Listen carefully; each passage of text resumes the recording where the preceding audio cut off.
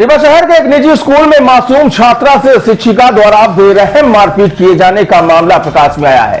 परिजनों का आरोप है कि स्कूल में पढ़ाने वाली शिक्षिका ने चौथी क्लास में अध्ययनरत एक मासूम को सिर्फ इस वजह से सजा दे डाली क्योंकि उसके कुछ चैप्टर कंप्लीट नहीं थे। बताया गया कि छुट्टी के बाद जब मासूम घर पहुंची और परिजनों ने उसे देखा तो उनके होश उड़ गए।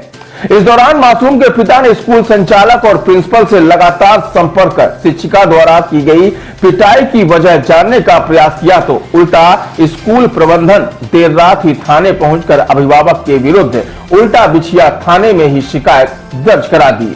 आज मेरे को मैम ने मारा था। क्यों?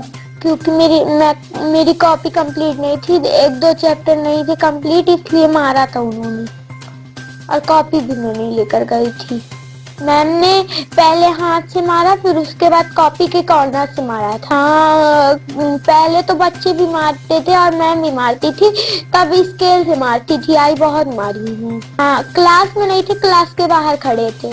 हाँ, दो बच्चे लेकर गए थे। किस चीज की कंप्लेंट थी वो? मेरे को झूठा एग्जाम लगा रहे थे कि इसने मेरे को मारा है और इसने मेरे को मारा है। इस तरह दो बच्चे ऐसे ही कंप्लीट लेकर गए थे। हाँ, एक बार बुलाया था। तो आपने क्या एक्सप्लेनेशन दिया उनके सामने? मैंने बोला कि सर ये झूठ बोल रही है, तो सर तब भी नहीं मान रहे थे। नहीं, जैसे कि जब कोई बच्चा बात करता है तब मैं मारती हूँ, लेकिन हल्का ही मारती हूँ, और जो बच्चा कॉपी नहीं लाता उसको इसी तरह मारती हूँ।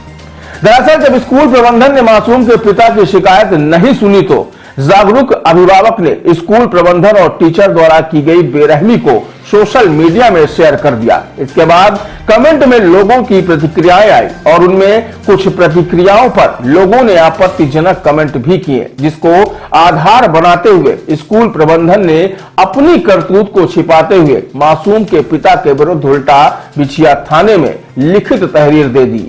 हालांकि शिक्षिका की क्रूरता का बयान खुद मासूम छात्रा ने किया है, जिसमें छात्रा ने साफ तौर पर मारपीट का आरोप लगाया।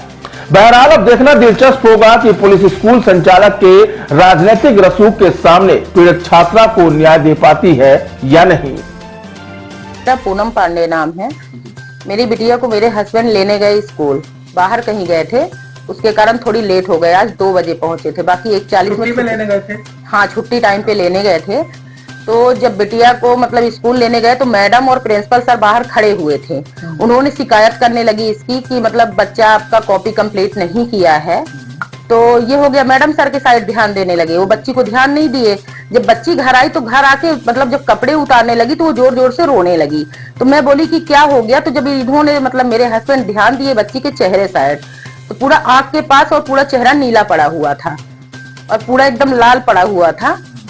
तो मैं बोली कि ये क्या हो गया इसको? तो फिर उन्होंने उससे पूछा कि ये क्या हो गया तुम्हारे? तो उसने बोला कि मेरे को मैडम ने मारा है मेरे कॉपी कंप्लीट ना होने की वजह से।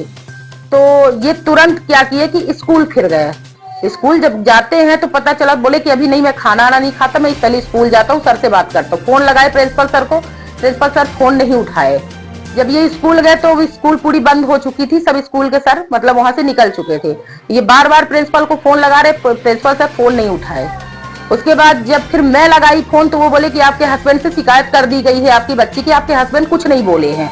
तो मैं बोली कि जब वहां पे उन्होंने ध्यान ही नहीं दिया बच्चे के ऊपर तो क्या बोले? जब घर आके बच्चा को देख रहे हैं, जब तो वो पहुंचे आपके पास तो फोन लगा रहे, आप फोन रिसीव नहीं कर रहे हैं। इस तरह में बताइए मारपीट किया जाता है बच्चे के साथ, तो मैं इस तरह में कैसे बच्चा अपना पढ़ा सकती हूँ? आज मेरे बच्चे के साथ किया गया है, कल को और किसी भी बच्चे के साथ किया जा सकता है। और ये एक बार नहीं है, चौथी बार शिकायत इसकी हो चुकी है। ये 4th क्लास में पढ़ती है और इसके कुछ सब्जेक्ट्स के 1-2 चैप्टर कंप्लीट नहीं थे। साइंस का हो गया, तो मेन जो मैडम ने मारा है वो साइंस की है, अनामिका मैडम नाम है उनका। तो इसका 2 चैप्टर कंप्लीट नहीं था, तो उन्होंने किसी भी तरह की कोई हेल्प, बच्ची की क्या पिछले मंथ कुछ तबीयत खराब थी, 8-10 दिन स्कूल नहीं जा पाई है ना, तो वो कोर्स जो पीछे छूट गया है तो उसको उन्होंने कोई भी हेल्प नहीं की कि मतलब किसी भी बच्चे से कॉपी दिलवा दे। एटलीस्ट अगर बच्चा कॉपी नहीं दे रहा है तो हमें मतलब इन्फॉर्म करें, तो हम फोटो खींच लें अपने मोबाइल में, तो लाके बच्ची से पूरा करवा लें यहाँ, है ना। तो उन्होंने ऐसा कुछ भी नहीं किया। मेरे को केवल 30 तारीख को पेरेंट्स टीचर मीटिंग में गया था तो उन्होंने बताया था। अब जब बच्ची गई ही नहीं स्कूल, रफ कॉपी में कुछ लिखा ही नहीं, तो कैसे कंप्लीट कर ले? कोई भी किसी भी तरह की कोई हेल्प नहीं की उन्होंने।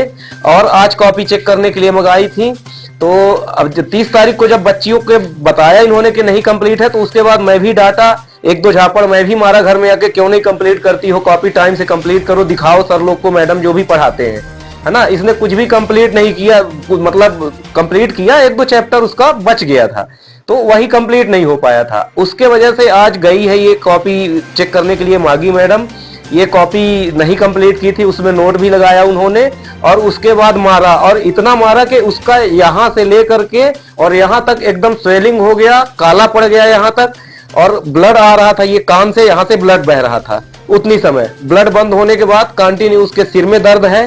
अभी टेबलेट जब स्कूल से आई है तो दिया हूं, तो सिर का दर्द थोड़ा कम है, मुंह वगैरह लगाए, हल्दी लगवाए हैं, तो थोड़ा सा दर्द हल्का कम है और स्वेलिंग भी कम है। लास्ट पीरियड तक बात है। और मतलब इसको पूरा पीरियड उन्होंने बाहर खड़ा रखा, पहले तो मारा फिर बाहर खड़ा रखा, और ऐसा भी बोला है कि अगर तुम मंडे को नहीं कंप्लीट करके लाओगी तो हम पूरा तुम्हारा बाल उखड़वा देंगे, ये करवा देंगे, ऐसा कर देंगे, वैसा कर देंगे।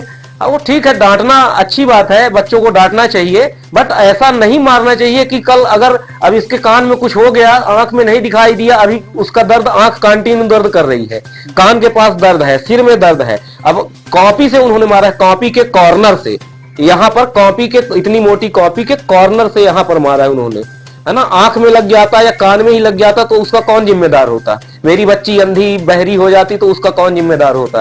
क्या स्कूल प्रबंधन हमारी बच्ची लौटा देता? उसके आंख कान क्या लौटा देता?